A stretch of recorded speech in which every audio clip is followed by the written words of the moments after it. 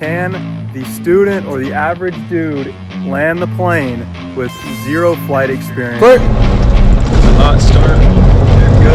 Alright, so we're answering the age-old question. So I personally think that it's possible. I don't know if he's going to be able to do it simply because there's just a lot going on with the Cirrus. Alright, so you're trimmed out. You're at 110 knots. And well, you just lost me. We made a bet 3 years ago, and now we're here to fulfill it. So we're going to go up, we're going to fly. I'm going to give him the airplane in the downwind and act as if I went incapacitated, and we're going to see if he can bring it in and land it. How do we think you're going to do? Well, I've got a lot of interest in airplanes, and I think if I ask her up questions, I can get her down safely. Feel that? Feel that? Yeah, feel it. Got it.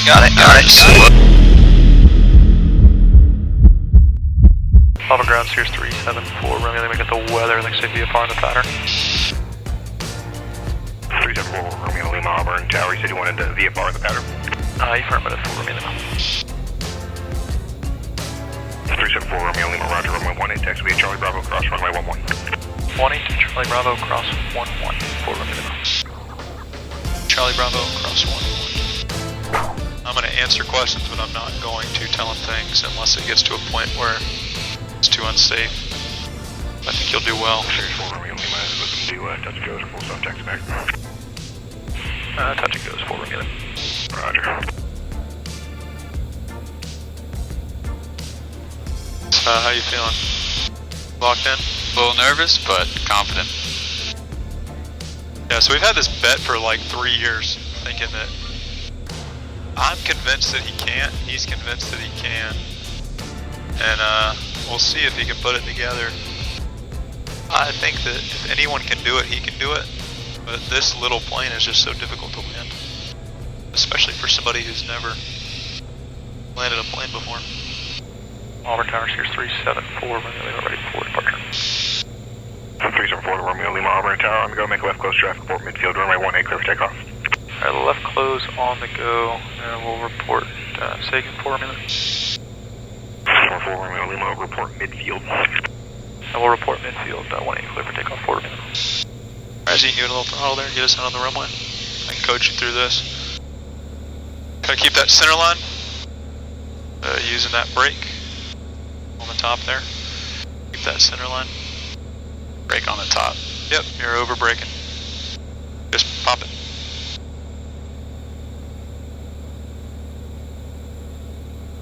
Taxi out. Let you find that center line. Get you on the center line there. Alright, once you're lined up, move good all the way around. You can go ahead and give it full power. Full power, all the way forward. All the way.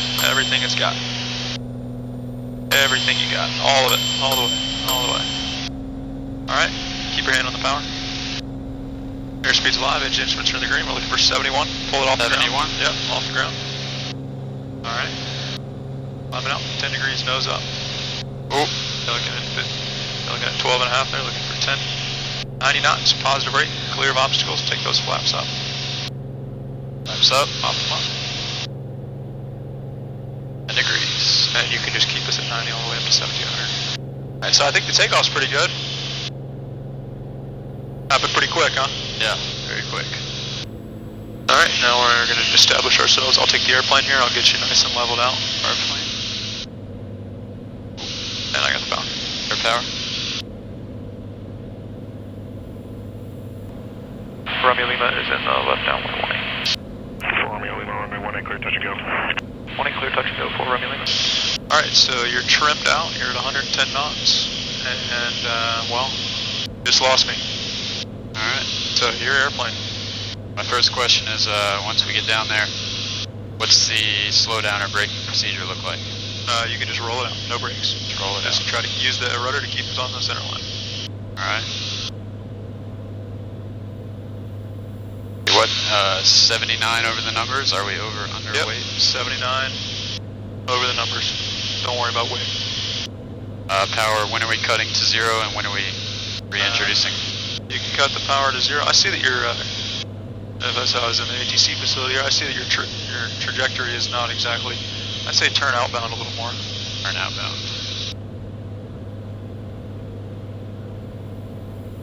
on my radar scope there, looks like you can go ahead and start that turn inbound. About 45 degrees there, and I pull some power out and you can start the descent. Some power out, start the descent. Pull a lot of power out. About 10 inches. Pull even more. What percentage are we looking for here? You want to be at 90 knots right now. 90 knots. Yep. Alright, we're at 1480 altitude. What am I It's looking for? time to start thinking about flaps here, so you can put a notch of flaps in. 50%? Yep. Alright, you got your runway there, so you can push that nose over. Push down. We're at 1300 feet here. Yep, so we want to be At about 95 knots here. 90 knots here. Right, Get 12. that, you can go ahead and get that second notch of flaps in now. Notch of flaps here. Sitting at 90 knots still. Wow, he's doing really good. A little bit to the left. So you're pretty high and you're getting really slow. I'm looking on my radar. Get some power back in. There's still a little left. Probably gonna have to go around here. I don't like this. On about 79, 85 here. So push that. I'd like to go around. Okay, go around. You give it full power. Full power? Yep. Take those flaps out. Full power. Flaps all the way? Yep. 4 Lima is going around 180. Full power. 4 Lima, Roger, make left coast traffic report mid-tip. Left close, 4 Lima. Taxiway, flaps. Alright, you can climb out just like you were at that 10 degrees nose up. 10 degrees, 90 knots. nose up, 90 knots. Power down? Nope. Okay, that was really, really close. You just didn't push the nose over. So instead of, you were really slow and you were really high. So all you gotta do is push the nose over. Okay, so before we jump to that second attempt, I just briefly want to go over what I saw happening here in this first attempt. So Jack actually did a really good job putting the airplane in a continuous position to land. His airspeed was decent, his altitude was decent, and he looked like he had about a 3-degree glide slope down to the runway. So good job, Jack. However, the problem that we see is a common problem we see with students learning to land, and that is that it's just an uncomfortable feeling to fly an airplane towards the ground. It's not something that's familiar, it's not something that's normal, and I think this comes from a negative transfer of learning that we see from student pilots that have been sitting in the back of a commercial airliner looking out on that wingtip view versus now taking a step up towards the cockpit and getting that new sight picture perspective. And so what happened is Jack got a little wigged out. He wasn't familiar with that sight picture and he ended up just deciding to go around as opposed to trying to salvage something that felt uncomfortable to him. So now let's take a look at that second attempt and see how he does now. Alright, I'm still incapacitated here. You can ask questions. We'll see if you can get it the second time. And then if not, I'll walk you through a landing on the third one. Alright, we're a little high here with the flaps, down to 90 on speed. Yep, just say everything you're seeing. Alright, let's start our turn now, correct? Not quite. I wouldn't say so. Not yet, okay. Looks like you're not quite there. Alright, So here, you want to be 100. a little bit more, a little high. 100 knots. 90, 95, 100. Okay, we're just over. For what we're doing. Still a little high here. Let's take some altitude out. Cut some power to take some altitude. Is that fine? Yeah. Yeah, you can pull power out. Every time you descend, you gotta pull power out or else you're just gonna keep speeding up.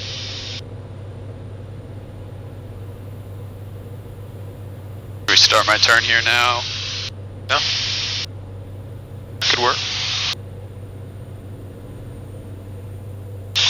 One other thing, tip to remember is just put the numbers on the top of this windshield when you're coming down. It's going to look weird, you're coming at the ground, but just put those numbers, those runway numbers right on top of the windshield, on this windscreen. Okay.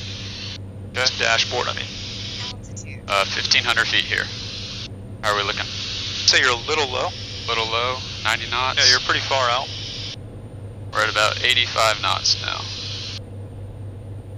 Say right here you want to be 90 on the base, 85 on final, 79 across the numbers. So you're 10 knots slow. Alright, so 1,300 feet, is that too high, too low? I think it looks good right now. Alright, we're just under 90 knots. Just let me know when to make final. Estimate it. Let's see. 90 knots. Go ahead, flaps. Let's go ahead and make final now. Pull some more power out. Put the nose down. A lot better. Still at 90. Down towards 85. Looks like on my screen you're coming in a little fast, so you can pull some of that power out. It looks like you can push that nose over a little bit because you got to get down. You're really high. Yeah, we're a little high here. Still too far to the left. Try and get back over here. Still a little fast. Take this one all the way down. A little fast. No go arounds left in your book. Fast. A little high. So what can you do? Let's pull some more power out.